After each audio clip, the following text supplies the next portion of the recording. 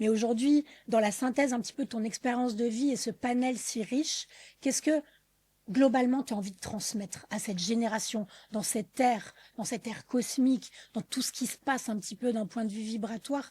Quel serait ton envie et ton message principal? C'est l'essentiel du yoga, c'est-à-dire unité.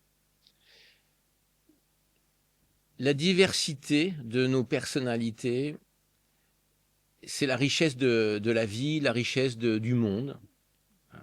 Il y a des traditions, il y a des hommes, des femmes, des enfants, des non-binaires. Tout est tellement possible. Exactement. Mais dès que on commence sur ce chemin du yoga, sans le labelliser, là je parle pas du hatha yoga, je Voilà, parle en général, de cette la quête philosophie. de l'unité. Mm. On respire, on inspire,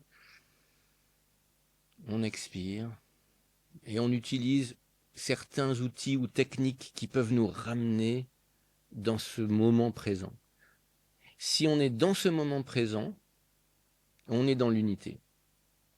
On est tous dans ce moment présent. Et il n'y a pas quelqu'un qui peut avoir à la fois la conscience du moment présent et en même temps la volonté de se séparer du groupe en disant oui mais moi je suis différente. Tant qu'il y a cette volonté de dire oui mais moi vous savez moi c'est compliqué.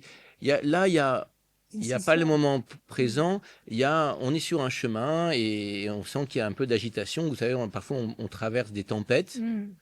Et la tempête s'est agitée. Avant d'être dans l'unité dans la tempête, voilà, il faut travailler quoi, sur sa respiration, revenir sur son souffle. Donc, j'ai aucun message en particulier, et surtout la génération nouvelle que je trouve beaucoup plus sage que les générations auparavant. Plus ça va, plus j'ai l'impression que la sagesse est palpable. Alors, il y a beaucoup de chaos. En fait, c'est très nuancé, en fait.